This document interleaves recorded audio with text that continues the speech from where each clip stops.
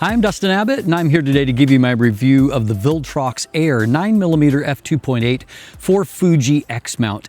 This is a lens that I was actually really anticipating coming to X-mount for the simple reason is that, frankly, we haven't had a fantastically sharp compact wide-angle prime available for X-mount. I reviewed back in summer of 2023, I reviewed Fuji's 8mm f3.5 WR lens when it came out.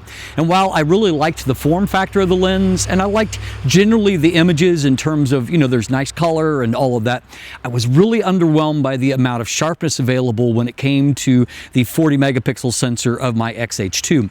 And so I was really intrigued to see how the 9mm from Viltrox would match that lens. Now, to be fair, 9mm is not 8mm. 9mm is a 13.5mm equivalent. In this case, it's about 114 degree angle of view, whereas Fuji's 8mm is a much wider 120 degree angle of view. But if you can put up with a little bit less width, what you're getting is, instead of a $949 lens in the Fuji 8mm, you are getting a $199 lens in the form of the Viltrox. That is going to appeal to a lot of people, particularly if this lens holds up in terms of sharpness, resolution, and then of course the autofocus. So today will be a slightly abbreviated review relative to the full Sony E-mount version that I've already done, for the simple reason that I've already thoroughly covered this lens, but I'm just going to give you some updates to see how it performs on Fuji. Now, this lens was sent to me by Viltrox for evaluation, but as always, they have had zero input in this review. This is fully independent, and they will not see it before you do. Let's dive in and take a look. Okay, let's take a closer look at the build and the design here. Again, this is a 13.5mm equivalent with the 1.5 times crop factor, about 114 degree angle of view. This lens is extremely lightweight, just 175 grams, making it 40 or 50 grams lighter than what the actual Fuji lens is. But to be fair, the Fuji does have a nicer construction. It does have weather sealing, which the Viltrox does not, and it's made of better grade materials. This Viltrox lens is 65mm in diameter, or 2.55 inches. It is a total of 56.4mm in length, and as you can see, it definitely is a palm-sized lens. It has 58mm filter threads up front. While there is no weather sealing gasket here, we do have a USB-C port to do firmware updates there. There is a HD nano coating on the front element, and that is the closest thing that we have got to any kind of actual weather sealing there. Inside we have 7 aperture blades that produces a decent looking sun star. I think that adds something to the images. And the other big deal here is you can focus as closely as 13 centimeters, and you can get a 0.15 times magnification. That compares to, I believe, 0.07 times for the Fuji, and so that is a significant improvement for the Viltrox. It does come with a little pouch, and as you can see with the actual lens hood, the lens hood has no lock, but it does bayonet into place nice and tight, and mounted on the camera itself. It is a nicely compact, very lightweight addition to the camera. Very easy to carry around all day. No issues with that at all. So overall, while there's no fancy bells and whistles, it's a nicely made little lens. The focus ring moves good, and it works, and that's what matters. Let's talk autofocus. Autofocus comes via Viltrox's STM, or stepping focus motor here. And while I never quite like focus quite as much on Fuji as what I do on Sony, for example, I can say that I really have had zero issues with autofocus here. Wide-angle lenses put less stress on autofocus systems generally because a lot tends to be in focus at the same time. I'm filming at f2.8, for example, at the moment, and you can see that the background, even though I'm quite close to the camera, the background is not all that defocused. So a lot is in focus. At the same time, however, autofocus moves back and forth with nice speed and alacrity.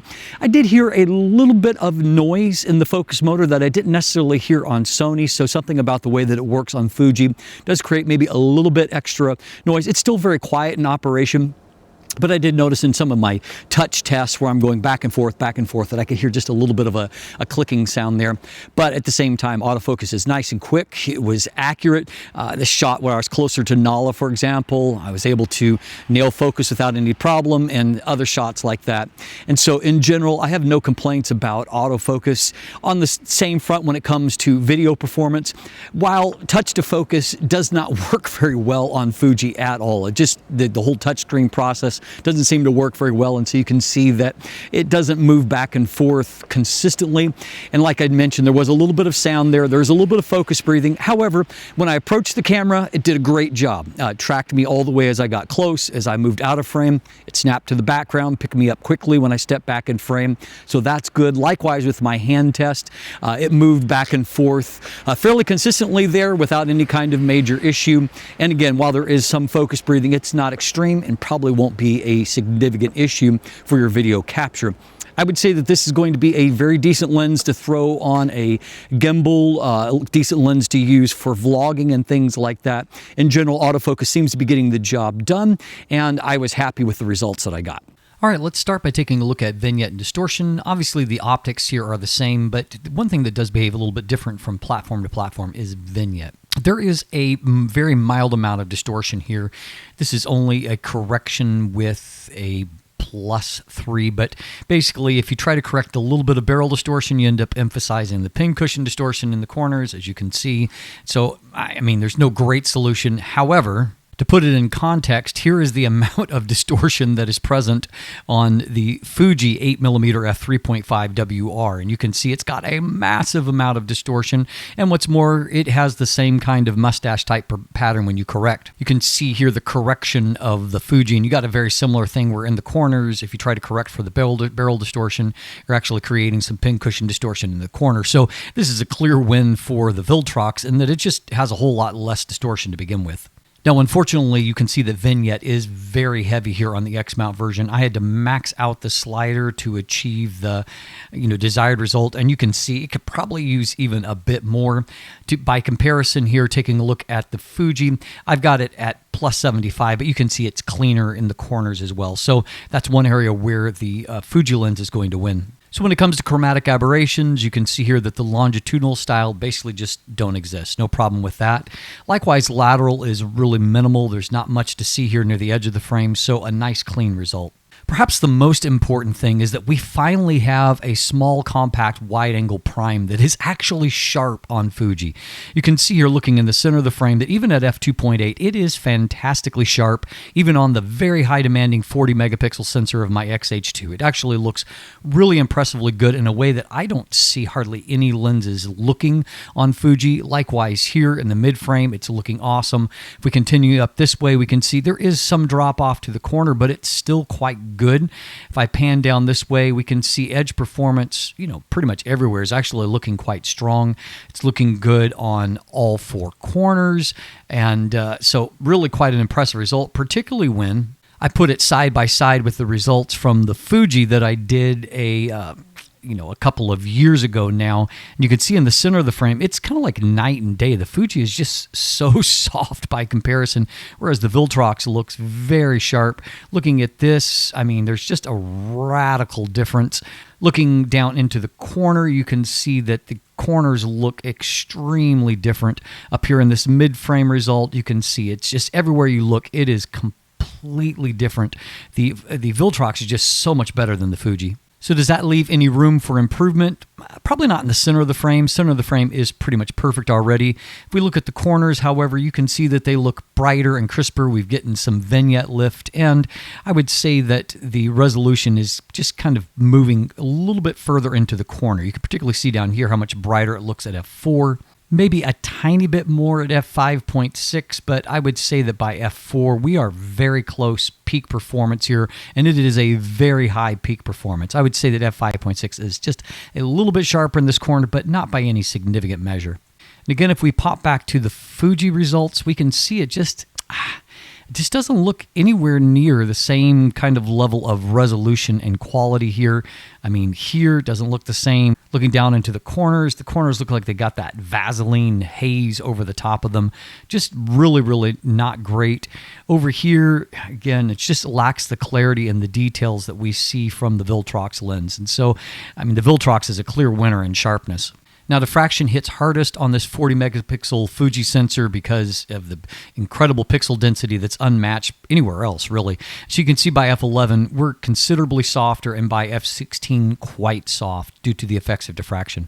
Another area that's quite an advantage for the Viltrox is you can see the maximum magnification is just much, much higher than what the Fuji lens is. And so you've got not only more resolution, but you've got a lot more sharpness there on your close focus subjects. So that translates into real world performance where you just, in all kinds of subject situations, you just got a lot of detail. You can see here in Nala that there's great detail in her fur. In an outdoor type scene, you can see that, there's great detail as we just kind of look around in the frame. It just looks really sharp and good contrast. Looks fantastic. Colors, I think, look very nice here. And, because distortion is relatively low, even uncorrected, you can see you've got, nice straight lines in real world situations. I found like the clarity just looked nice and bright out shooting in these winter scenes. And so I liked the punch that I got off of the lens. And then one of the final things we'll evaluate here is that when it comes to flare resistance, here at f5.6, you can see just a tiny little ghosting pattern, not bad there. And then here at f11, we can see that the sunburst effect has really nice definition and just a tiny bit of ghosting down here. Nothing significant, nothing marring the image here. Here at a wide angle, we got a little bit of a pattern here, but again, it's quite clean. And then of course, if you're shooting through tree or something, this is really kind of the only thing that I don't like, and that's at smaller apertures. We didn't see that at the kind of larger apertures. And so in general, some really great looking results. So particularly after looking at those autofocus results, I have to say that this lens is actually quite impressive here on the very demanding 40 megapixel Fuji sensor. I'm really impressed by how sharp it is because frankly, I haven't hardly seen that kind of result from a wide angle lens period on Fuji. And so I'm very impressed by how sharp it actually translates to that. It looks really great. And likewise, real world images have great detail. And I feel like this is probably the first wide angle lens that I can remember reviewing where I walk away saying, you know what, it really holds up well to the sensor, even shooting at f2.8. And so that's really impressive to me. And the fact that it is so inexpensive, particularly compared to the first party Fuji lenses, is going to make this a really intriguing option for those of you who are X-mount shooters. So I have zero qualms in recommending this as the wide angle lens to go for if you want a nicely wide angle of view. As always, if you want more information, you can check out the description below. You can link to my website and check out my text review of the E-mount version at least. And then also there are some buying links if you would like to grab one for yourself. As always, thanks for watching. Have a great day and let the light in.